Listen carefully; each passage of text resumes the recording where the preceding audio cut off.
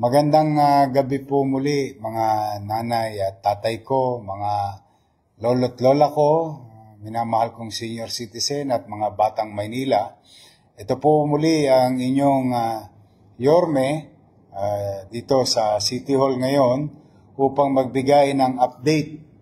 Katulad ng pagbibigay ko ng update sa inyo kaninang alas 12 ng mananghali, no?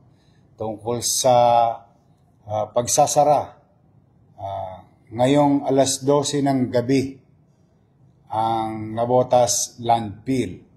At kung kayo po'y nakapanood, no, ng aking update kanina, maraming salamat kung na-share nyo ito sa inyong mga mahal sa buhay.